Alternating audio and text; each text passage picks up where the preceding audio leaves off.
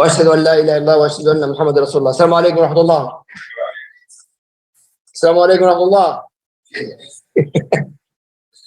Alhamdulillah, may Allah gather all of us with Rasulullah sallallahu alaihi wasallam in Jannah al-Khuld. Ameen, ya Rabbi. Ameen. Okay. The topic actually, Brother Joseph, Brother Yusuf, he asked about the topic, and I told Brother Tariq, Brother Yusuf, this is my favorite topic, is Salah. Why Salah? Salah, because we know that Allah subhanahu wa ta'ala will ask us in gathering land, not Hajj, not Zakah, not Ramadan, not money, not nothing. It's number one before anything else, Salah. If Allah accepts my Salah, Allah accepts everything else. If Allah not accepted my Salah, Allah not accepting nothing else. Plus, Rasulullah sallallahu alaihi wasallam is very important hadith. I mentioned that khutbah al-Jum'ah, and even lecture and teach here, actually workshop with that. Rasulullah قال, give me attention. صلوا كما رأيتموني أصلي. Pray as you see me pray. That's my topic, and Brother Yusuf is going to speak more than that. But please, give complete attention to this topic, and we're going to join together. And if not finished it today, we're going to continue, inshallah, next week. Brother Joseph, jazakallahu anna khairan. Tafaddal. Bismillah. I'm tired tonight. It's the first day we've done one of these with workday involved. Usually we do these on Saturdays, so a little bit more time to sleep. I've been up since 5 years, so gotta get going. This is definitely going to be a. Assalamu alaikum. I gotta get going. I said this is going to be a different type of presentation on Salah. We've all heard them. You go to YouTube, you go to any lecture. You're going to hear most of the standard presentations on Salah. I want to bring something different, something that's been discovered in recent times with modern science, which is something that should strengthen the faith of everyone in this room. We are going to build up to that as we go. So early years of my life, pre-Islam, I was heavily involved in what you could call metaphysical things and conspiracy theories. There's only a difference between a conspiracy theory and a reality is usually about 5 or 6 years. After you get to that time, you usually found out everything that was conspiracy in 2001, all of a sudden is known truth by 2005 or 6. And one of the things that I really took an interest to was understanding the fact that us as human beings, we are basically energy transmitters. We are transmitters and receivers. And we're going to go deep into that subject tonight. And we are going to tie it in to the number 2 pillar in Islam. The second most important pillar outside, of course, the Shahada. Without the Shahada, there is no number 2 pillar, of course. So we're going to tie all of that in. Now, when you think about the prayer, I mean, this is something that is synonymous with Islam. You go to any Christian, you go to any atheist, you go to any person, they are going to ask, what does a Muslim do? Oh, well, they pray 5 times a day. And one of the questions you often receive is, really? 5 times? Isn't that too much? You'll hear that one quite often. We're going to show throughout this presentation, when I start talking about the deeper spiritual ramifications of the Salah, 5 times is maybe not even enough, as we are trying to constantly keep our energy vibration at a high level and constantly keep ourselves on the right track. But to non-believers, the 5 times a day thing seems a bit, kind of strange and odd. Even myself, when I first converted to Islam, the Salah was something I struggled with, especially Fajr. You hear that? Fajr prayer and me did not go well when I first converted to Islam. I'm not ashamed to admit that because there's nothing worse to me than a liar. I was the the alarm clock, now I'm going back to bed. And nowadays I've gotten it to where what I do is a good trick. This is just something for all of you who are struggling waking up with Fajr till we get to the main body of the presentation. Put your phone away from your bed so you actually have to physically get up to get it. Once you physically get up to get your phone, you're already up. You're already out of bed. Pray Fajr is no problem. For me, it was always just so easy and convenient. Grab the phone, snooze, turn it off. And so again, when I first got into Islam, Fajr was one that really I struggled with. And I noticed early on in my life that my life got better from a spiritual standpoint when I started praying 5 times a day. When I was praying the prayers that were convenient, Duhur, Asr, Maghrib were always easy for me. Isha as well. Sometimes I'd miss one in there. But I noticed when I hit all 5 that there was a synchronicity in my life. I started feeling better. The depression started to go away. We're going to explain why. There's many reasons why. There's surface level reasons, and there's what the heart of this presentation is. Some of the deeper, hidden stuff. When we as Muslims are told to do something by the Prophet sallallahu alaihi wasallam, by Allah subhanahu wa ta'ala, we are conditioned, we do it without question. And there is nothing wrong with that. But Allah subhanahu wa ta'ala asks us numerous times in the Quran to think, to ponder, to recollect, to study his creation. Because when you study the creation, you find yourself becoming more amazed with Allah subhanahu wa ta'ala and his power. And you find your faith is even stronger. Atheists like to have said, especially when I was growing up, was how the era of the rise of the atheist was that a person was more intelligent if they didn't believe in God. That was kind of the main driving force of a lot of atheistic beliefs. But several prominent scientists have said, the more we learned, the more we knew there's no way to say there's not a God. And when we go in again to what we're going to go in tonight, we are going to see that. So let's take a look quickly here at some of the ayahs Allah subhanahu wa ta'ala has told us in the Quran, so we can first establish a base for the claims that I'm going to make. In Surah An-Nisa 4:103, we find, surely the salah at fixed hours has been enjoined upon the believers. Verily, salah restrains oneself from shameful and unjust deeds. So we see right there what Allah is telling you the main purpose, one of the main purposes of salah is to protect you from shameless and unjust deeds. How? Why? Well, if I'm a Christian, I can sin on Tuesday, I can sin on Wednesday, I can sin on Thursday, all day Friday too. I'll go to church on Sunday, I'll sing a couple songs, and there you go, it's done. But if I'm a Muslim, I've got to stand before my Maker 5 times a day, from the moment the day begins to the moment before I go to bed. And I have to keep saying, oh, Allah did it again. Allah did it again. If someone is in that type of state of mind, they're going to have a bit of shame. It's going to help them to basically keep fixed goals in their mind to change themselves, to change their character.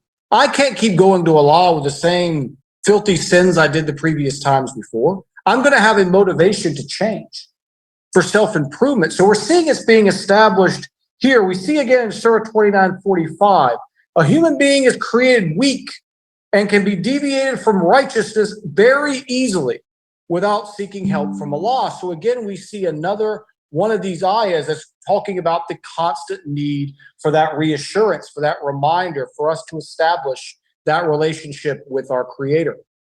Again, the Quran, I've called it the manual. It's the instruction manual for the human being.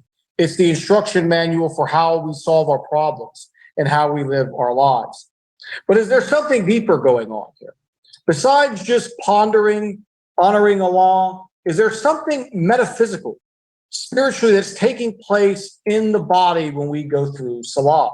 Yes, there is.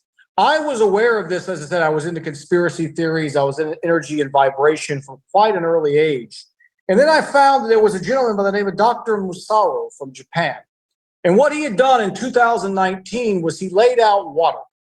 And what he did was he projected emotions, thoughts, and prayers onto bodies of water. And he observed the behavior of said bodies. Now, what he found was that when you said words that were soft, like love, I love you, the water started to form beautiful patterns and crystals. He read prayers invoking God in different languages on the water. He observed the same effects. The water started to change shape. It formed beautiful patterns. But then he would do something else. He would recite horrible things. I hate you. You're ugly. And he would show insults. And you would see the crystal patterns in the water becoming horrendous and deformed. The shape was being affected. Water had memory. Water was something that was a life force, part of something that we consume every day. Our bodies are 70% water. There's this old saying called the healing power of prayer. And the fact there's a lot of truth to that statement, which we are going to be looking at now. But these vibrations that you emit from the words that you say, from the emotions that you feel, have a transformative effect, on water that has been observed. You notice the same thing with rap lyrics and rock music having negative effects on crystals in water. Why do you think they're promoting all of this lower vibrational energy junk at our children, at our young people. Because again, when you are vibrating in a positive state, it's easier for your body to maintain that vibration. We're going to get through what happens on a DNA level here in a minute. When you are vibrating on a low vibrational state, such as greed, hate, anger, envy, it's easier to continue on that vibration, feeling symptoms of depression, anxiety, stress. Your body is at disease. So what is happening? And one of the first things I noticed with Islam was that it was a musical type of prayer. It was a musical type of recitation, which was unlike any religion I had ever come across before. I was amazed that people were singing an entire book, in a sense, the way they were reciting the Quran. And I noticed a lot of patterns early on before I became Muslim that really led me down this journey. One was when you say, La ilaha illallah. The L sounds are very soothing for the body when you say that. If you see the way a mother sings to her child, she sings a lullaby. She uses a lot of L's, a lot of soft language. These things calm the newborn. It puts the newborn in a state of peace. You know, when you say Fatiha, you know, in your prayer, you say all these positive words with these positive vibrations. What you are actually doing is crystallizing the water in your body. You are actually providing a higher vibrational frequency. So you are transmitting at optimal level. Oh, we had something written down. When you look at the vibrational link of hate or negative emotions, it is a very slow vibrational wave.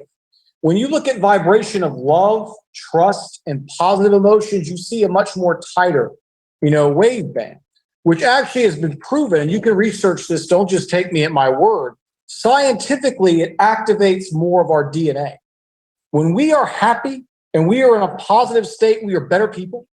We are better to our family. We're better at work. Our mind works better. Our memory starts to get sharper. All those things come together. That's why you turn on the news. It's nothing but negativity. They want you in a low vibrational energy state constantly.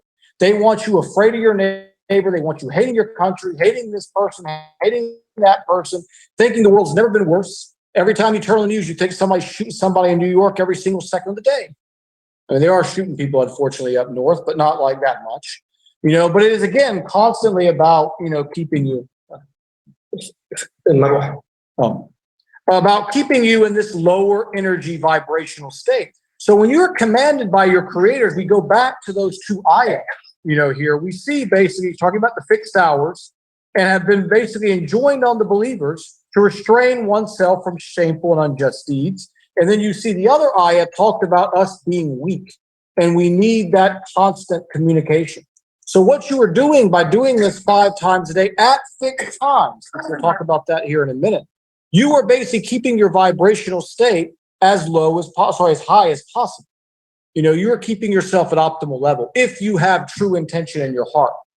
Your heart is an energy transmitter.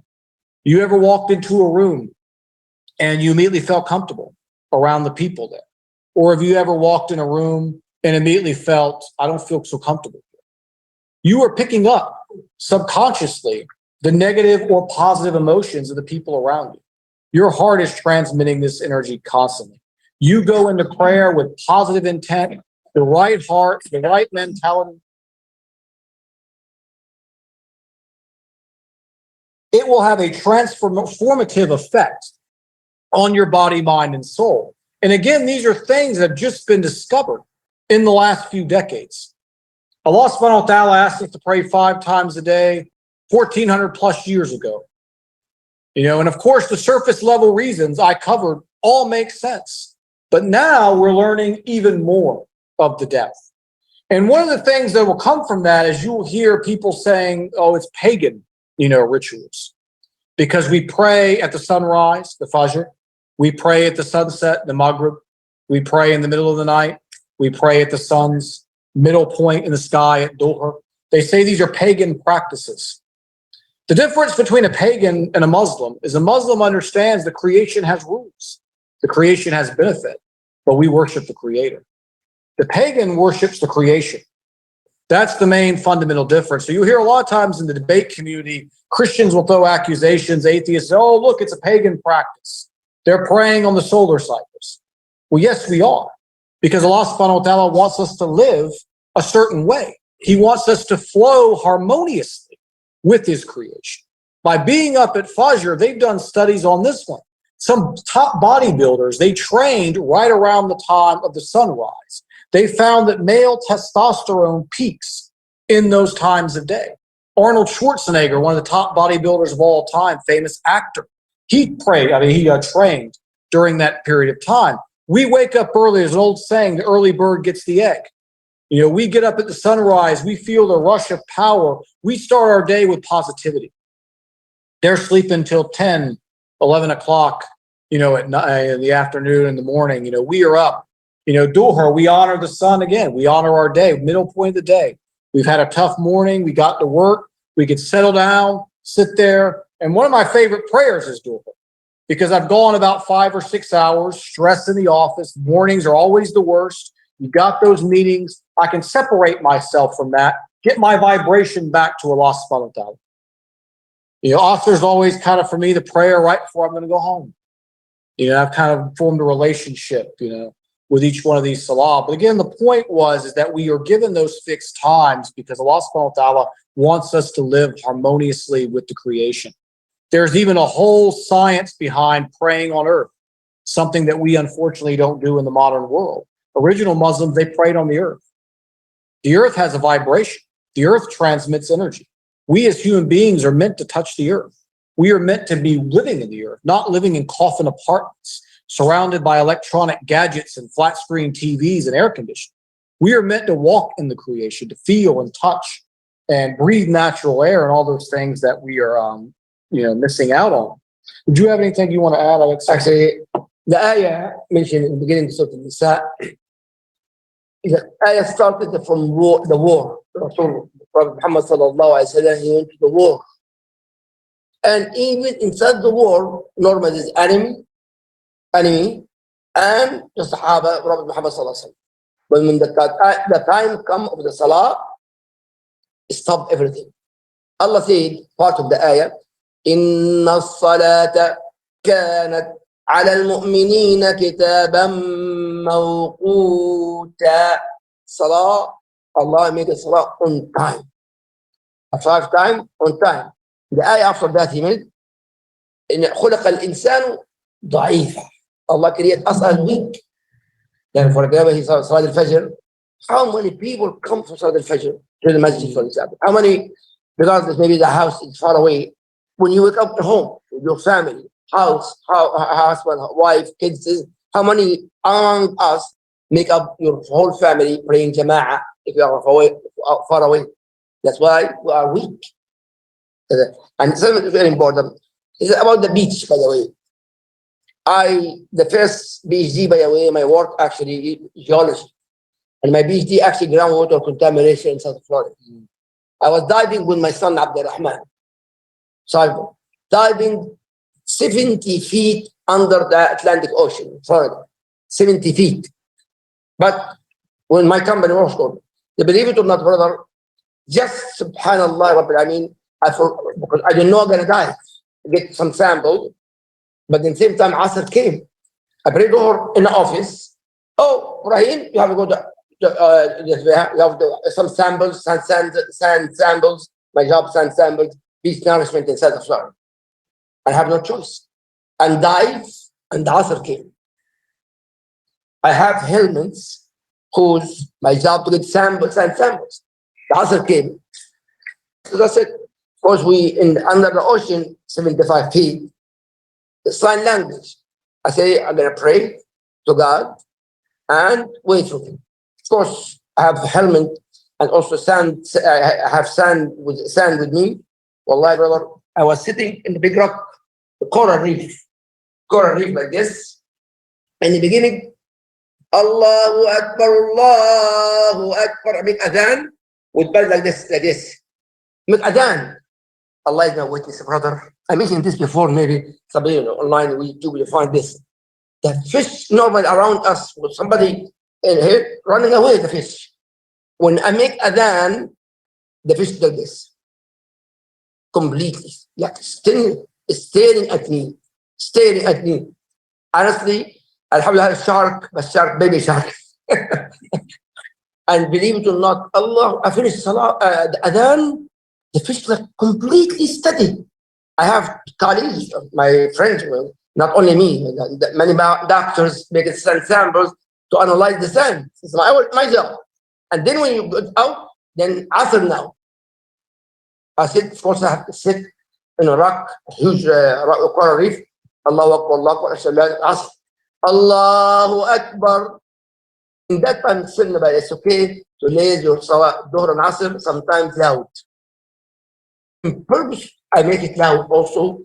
Or why? Because we have a headphone between me and my colleagues. Headphone, we listen to each other. And even around, you're not Muslims. Say, get dawah, make dawah, or people around. Allahu Akbar. I made the Salah in Salat al-Asr. Allah is my witness, brother.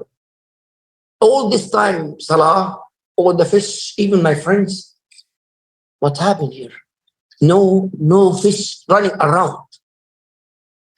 That's who caused that. Allah subhanahu wa ta'ala. And also, خطوة الجمعة today. Salat al-Dhuhr, he said, brother, Salat al-Dhuhr. The first Salah revealed to Prophet Muhammad sallallahu alaihi wasallam, al-Dhuhr first. Not Fajr, Dhuhr, Maghrib, and then until Isha. And the second day, Fajr, Dhuhr, Maghrib, and Isha. Yeah. And also, that's it for now, inshallah. Continue, inshallah. You have a great way of setting me up for the next point without realizing. Because you were giving something like a fish was kind of tying into my next point. We were talking about energy vibration. Is it just human beings or it's the entire creation? And he already demonstrated with a life story, basically, of what I was about to talk about. We go to Surah 1744. We see something interesting here. The seven heavens, the earth, and those in them glorify him. So we're seeing something here. There is not a single thing that does not glorify his praises, but you simply can't comprehend their glorification. So right here, we're talking basically about everything. There was other ayah that talks about the trees prostrating to Allah. Now, it's been discovered recently that plants and trees emit energy. If you talk to plants, they grow better. If people talk to their plants and show their plants they love them, they value them, the plants respond to that. They've discussed in modern day science, or discovered in modern day science, that trees communicate with each other through their roots. Trees emit constant energy vibration. So when we see here, it's unknown to you. You cannot comprehend the way they glorify and praise me, but they do. You know, you were seeing that plants and things that we thought before had no consciousness, no soul, no nothing. They're also showing basically positive and emitting this energy into the atmosphere. There's hadith. We were talking about stones and trees prostrating to Rasulullah sallallahu alaihi wasallam. And Christians and people who take everything literally, they often make fun of these. There's a tree, you know, like Wizard of Oz or something, is like bowing down to the messenger. Well, those trees are showing what we do in sujood is honoring. Sujood is about admiration. It's about acknowledgement. It's about showing the Lord you are in this position of submission to his greatness, to his power. You can do this prostration in a variety of ways. For a tree, it could be emitting this aura of peace, this aura of love. For the human being, it's the same thing, but while you have your face pressed onto the ground. So it could be a variety of ways. And like you see here in this ayah, we are not able at that time to comprehend. But as science continues to grow, it's only going to bring us closer and closer, you know, to our creator. The way we've seen, going back again to the musical nature, you know, of the Quran, we are the only religion where, in a sense, we sing when we pray. When you're reciting Fatiha, if you're reciting it correctly, I mean, Tajweed is an essence of Islam. How you recite the Quran, how you pronounce each letter correctly to stimulate that response, you know, in your body. If a Christian, I used to ask Christians I worked with, is like, how do you pray? And they don't have a standard. They just go and they say, hey, God, I need some money. You know, can you, I'm just trivializing for the sake of humor, but a lot of times that's kind of what it is. It's like God is the UPS man. You know, they want to date the pretty girl down the street. They want to get the promotion. They want to get the job, you know, and all these things. And then those prayers don't get answered and people say prayer don't work. You know, you're praying for you, for your own benefit, to make yourself a better person. You're not praying so you get money dropped on your doorstep, because that's just not going to happen. You're not going to have some guy knock on your door and say, hey, here's a great $500,000 a year job. Here's a bag of money because you prayed last night to God. No, when you have those kind of false expectations about what salah or what prayer is, you're going to be leaving quite disappointed. You know, but at the end of the day, prayer is about making you a better person, making you feel better, and connecting you with your creator. And we approach salah from that correct perspective, we are going to get the most out of it. You know, and do you have anything you want to add on that? In Ramadan, not Ramadan, I was one in Texas actually, after the river transplant, was a masjid called Center Masjid. And one day they invite me, and another sheikh came from Egypt for Taraweeh at Ramadan, to invite us for dinner, for iftar in his house. And I went to his house, and then before I entered the house, still sunrise, still not Maghrib yet. And I see birds in the tree. Then after we finish, now we're going for Taraweeh to the masjid. I did a lot of birds. Astaghfirullah. I heard beautiful birds outside. Birds. I said, Brother Khalid, a lot of birds, beautiful birds. Sheikh Ibrahim, there is no birds. So there is birds. Beautiful birds, a huge tree. I said, Brother Ibrahim, there is no birds. Asafir. And he have a rock. And he throws that rock. And it's still same sound. And guess what? I found that the tree making tasbih and tasbih. Like that we say, Subhanallah, walhamdulillah, wa la ilallah, wallahu akbar, Subhanallah, bihamdi, Subhanallah azim. I heard many voices from that tree. That's why, ولكن لا تفقهون الآية, لا تفقهون تسبيحهم. You make tasbih, but we don't know what kind of tasbih and dhikr and praising Allah subhanahu wa ta'ala. The ayah said. Yeah, when you brought, his name was Abu Anas, and he came here back in June. Yes. And he had done a lecture on Kidder and Moses. And me and him were talking afterwards, because I had an idea of doing this presentation kind of a few months ago. Then we got sidetracked with some other topics and things. But I was telling him about the water and what my theory was about how that enhances, how the salah basically gets this crystalline effect of the water in your body.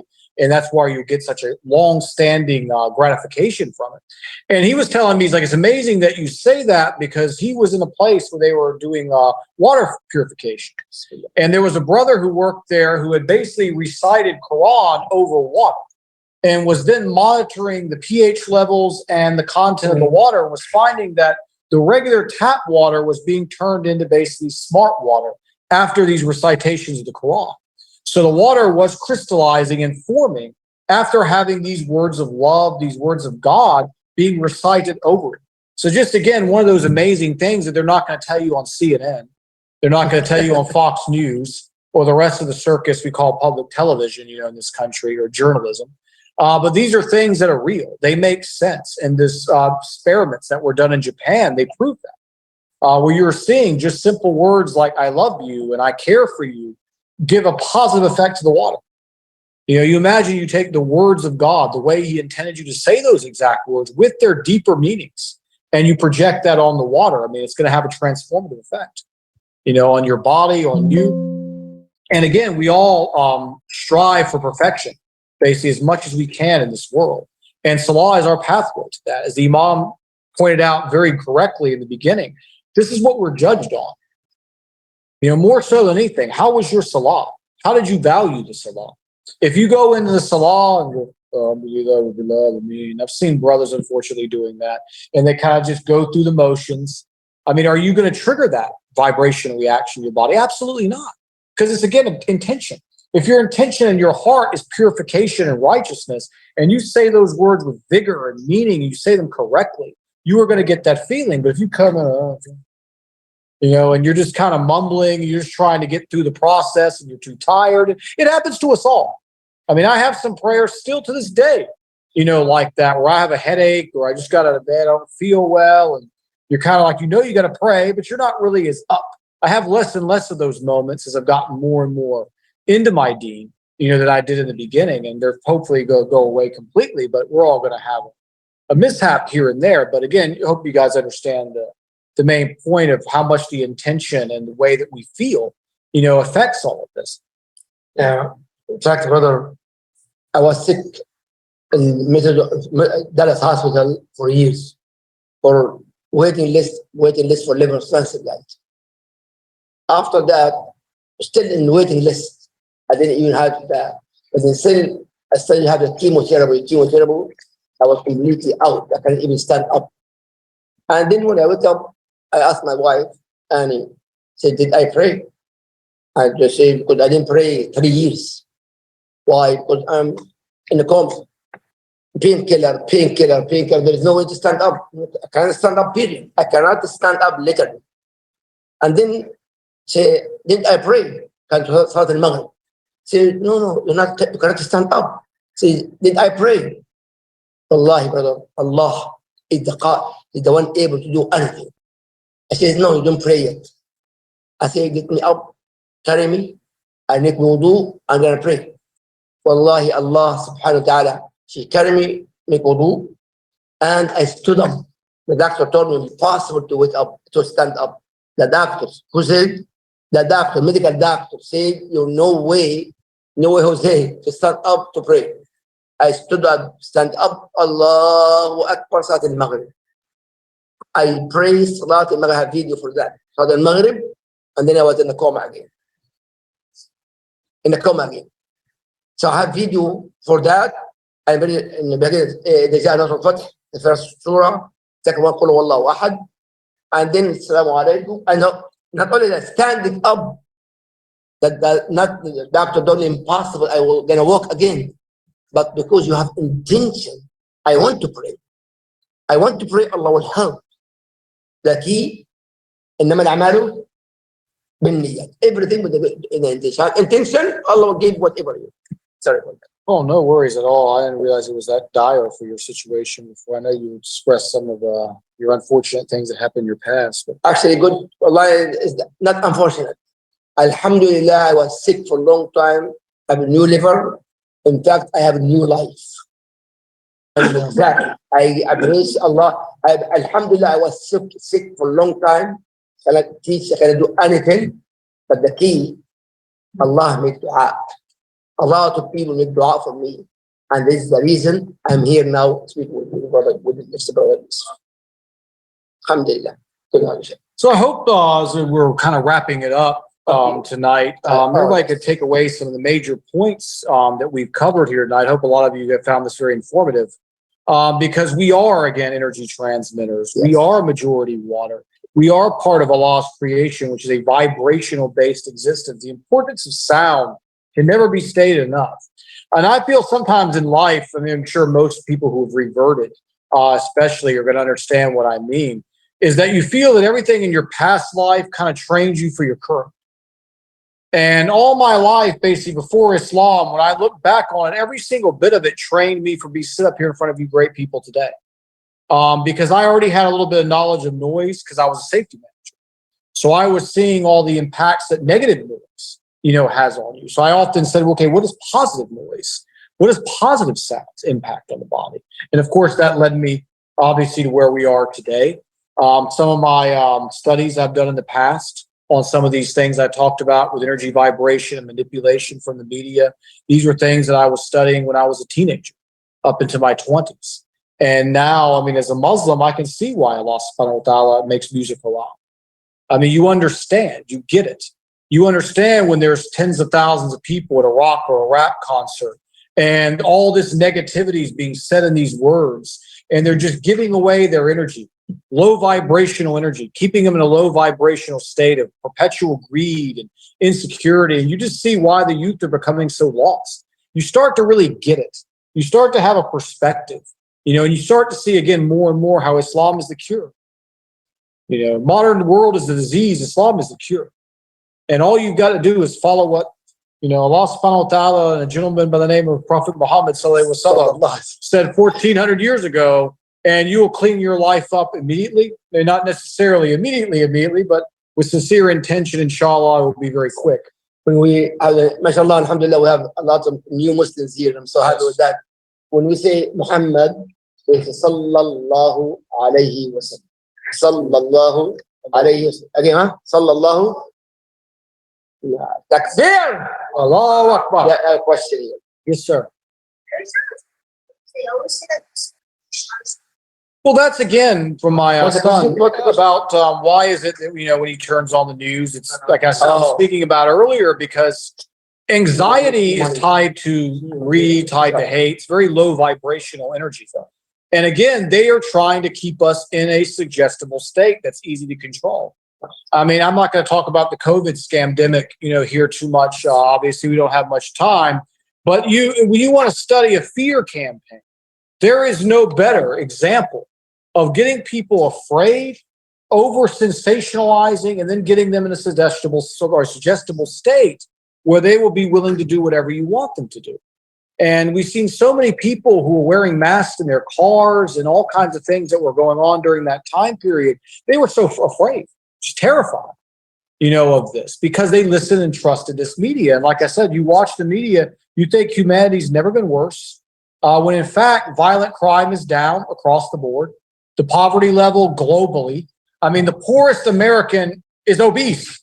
As a perspective, you look at the poorest person in sub-Saharan Africa or Europe in the 1700s, they were skin and bones. You look at a poor American or so-called poor American now, a lot of them are obese. I mean, we've never lived a higher standard of living in human history.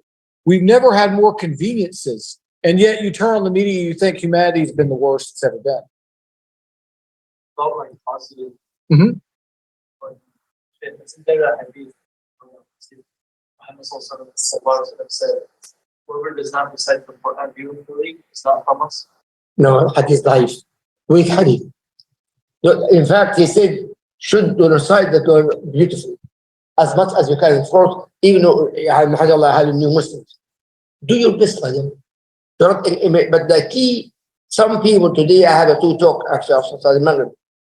Give me, I think, a very important piece. Some people recite al-Fatiha, Alhamdulillah, beautiful voice. Alhamdulillah Rabbil Alameen Ar-Rahman Ar-Rahim Maliki. This joke, those people I hate so much. Literally, beautiful voices, but they are singers. They're singing the Quran, especially Surah Al-Fatiha. You have communication. Very important. Give me attention. الصلاة صلة ما بين العبد وبين الرب. Salah is a connection between the servant and Allah. We speak to Allah, and not that speaking the reply back to me. To me, especially Surah Al-Fatiha. If somebody 2-3 ayat, by the way, I don't know halal and haram, but any imam, regardless who the imam is, recite the salah and behind him, Al-Fatiha, 2-3 ayat together, and Assalamu alaikum. You know what I do? I go back, I do the salah again. So I consider my salah is not accepted. So, alhamdulillah, especially new Muslims, do not accept anyone leading the salah and that way. Understood, inshallah? Inshallah. So, Brother Yusuf, there was a hadith about smiling being an act of charity. Musa. Yes, what I said. Yes, Yusuf. So, Brother Musa. Musa. We were talking about smiling as charity, as an act of charity, and one of the famous hadiths. And again, that ties into that emission of positive energy. Yes. That when you greet someone with a salam alaikum, with words of peace, with a smile, automatically you were starting the tone of that meeting, of that encounter on a positive note. You are giving positive energy to that person. Again, one of those other hidden gems. One of those things we think, we say salam alaikum, it kind of becomes robotic. But there's actually deep intent, again, behind it. Yes. Of why we would do that. Okay. Yes. I have a question. Will it charge you 25 cents? Yes. Okay. I remember hearing, and I'm just trying to confirm it with you, that in regards to, there are things that you do that the Prophet used to do as sallallahu alaihi wasallam, as ruqyah, as healing and spiritual protection.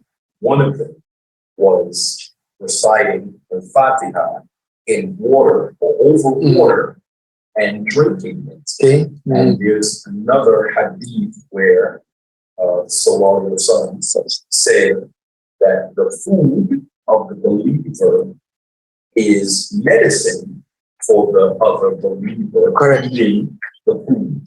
So the food and the drink is medicine. And the reciting of the Quran over your food or over your drink is medicine, i.e. the crystallization, i.e. the positive energy being transmitted when Quran is recited. Brother, Jazakallah khair. The first hadith, really give my attention to this very important hadith, especially new Muslim. The first hadith, after the liver transplant, I'm unable even to stand up. I was home, my son leading the salah and my wife, and I lead the salah and lead salah in my bed like this. And I joined Dhuhr, Asr, and Maghrib, Isha together because no son, because barely to speak. And my son, Yusuf, he was leading the salah.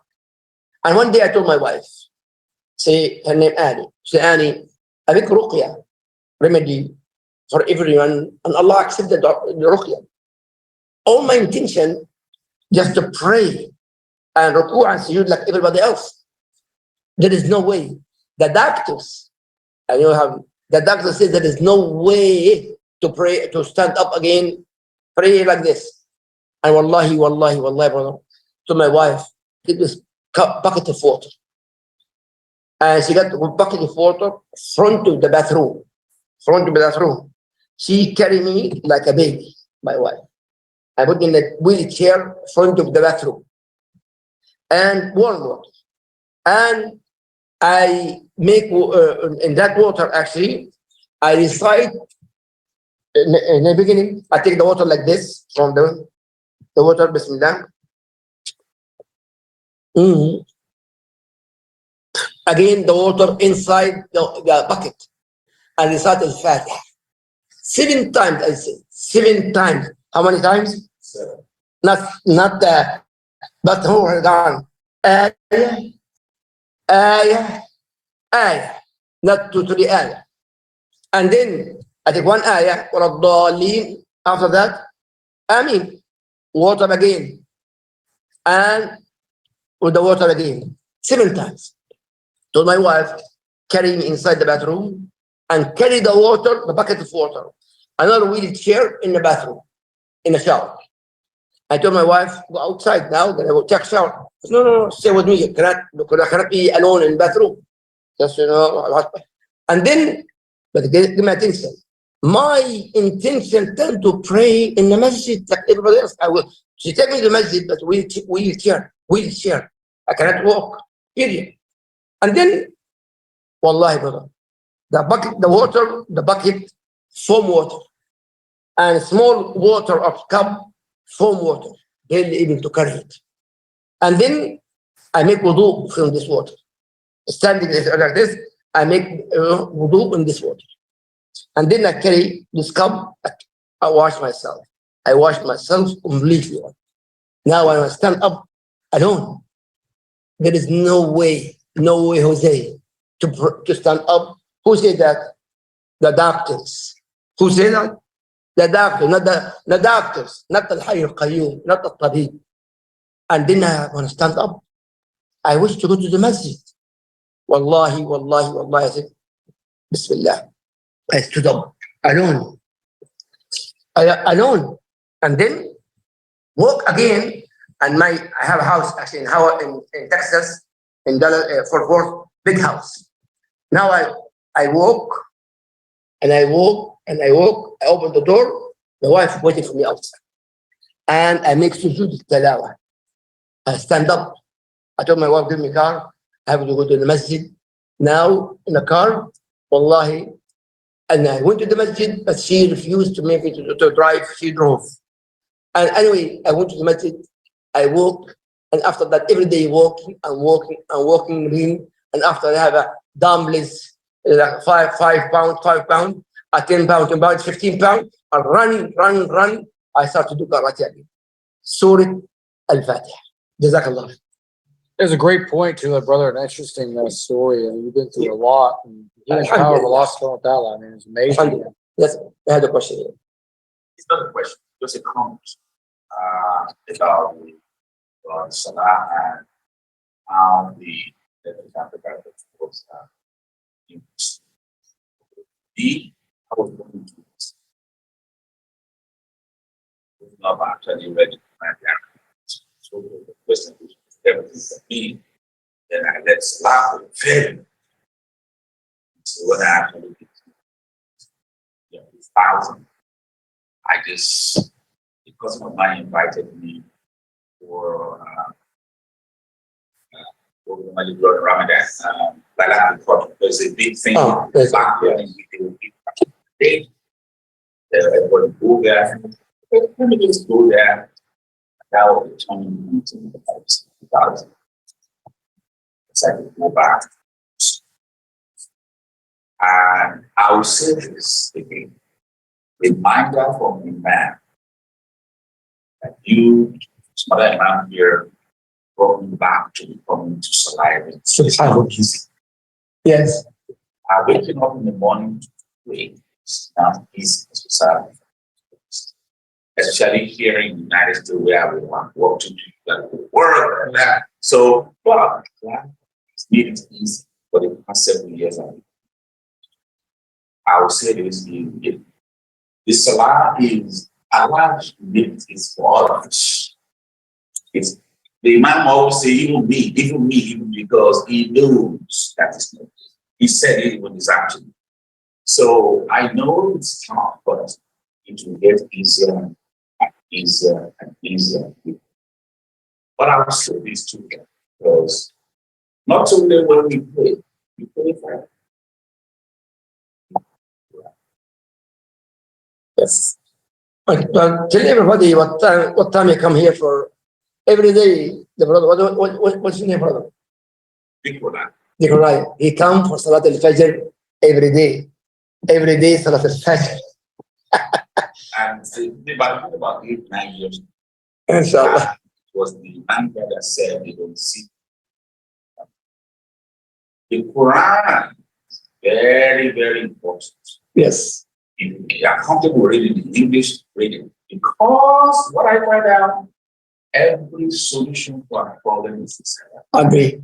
Jazakallah khair. And I'll share something that is very tough for me to be quite leading, because my mother right now is suffering from thyroid cancer. Oh, Allah yashfiha. I mean, did speak operation about 9 years ago. Then we did go back for radiation. That came back.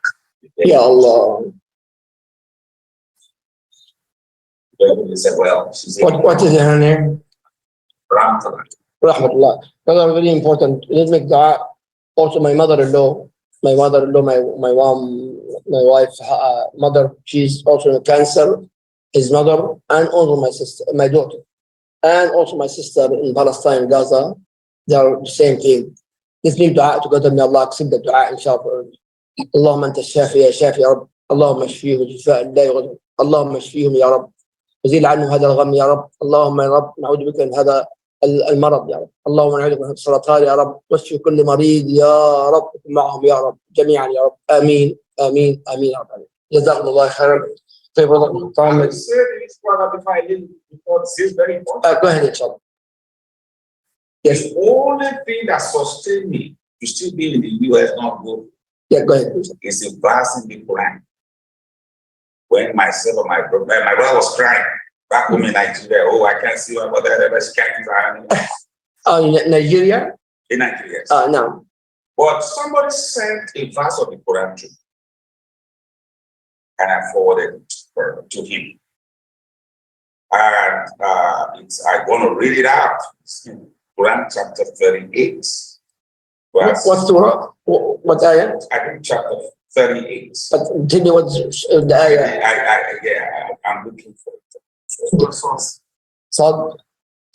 Oh, yeah. Sad chapter 38, verse 18. I was going to Nobody's soul can carry the body forward. Nobody. That is the cancer that my mother is suffering with cannot carry that body forward. God says this. Even if one is weighed down, calls for help with his body, nothing can be lifted from it, even if they were related. That is, of course, they are related to her, we can't help. You are to warn those who fear their Lord inwardly and perform the prayer. He who purifies himself, keep himself, for his own good to Allah is the ultimate. This was the prayers I sent to my brother. He said, Jazakallah khair. All right. and he sustained it. So Jazakallah khair, brothers. Jazakallah khair, inshallah. Brother, inshallah. Next week, Brother Yusuf is not here. Most likely going to be here. Also going to continue to speak about this topic until Brother Yusuf come. We continue. He's going to speak. Musa going to be here. You and Idris are going to be here next week. Why? Okay. I'm thinking actually to make workshop also again is very, very important and more details. We're going to take our salam more about inshallah next week. Inshallah. Any questions? Brother, you have a question here, you said. You have a question? You raise your hand. Answer. Answer. Alhamdulillah. Allah. سبحانك اللهم وبحمدك أشهد أن لا إله إلا أنت أستغفرك وأتوب إليك اللهم اهدنا فيمن هديت وعافنا فيما عافيت وتولنا فيمن توليت وبارك لنا فيما أعطيت وقنا واصرف عنا شر ما قضيت إنك تقضي الحق ولا يقضى عليك اللهم أنت الشافي اشف كل مريض يا رب العالمين اللهم صل وسلم وبارك على محمد السلام عليكم ورحمة الله وبركاته وذا طيبين ما شاء الله. Sunnahfollowers, sorry, Sunnahfollowers, you need any questions, Sunnahfollowers? Sorry about that. Sunnahfollowers, any question for Brother Yusuf? Not me, Sister Layla. Okay. Assalamu alaikum wa rahmatullah. She said no. Oh, okay. I love you, Habibi. ما شاء الله جزاك الله أليكس الحمد لله Grace الحمد لله I need you tomorrow guys. السلام عليكم. Sorry. How to hasta luego.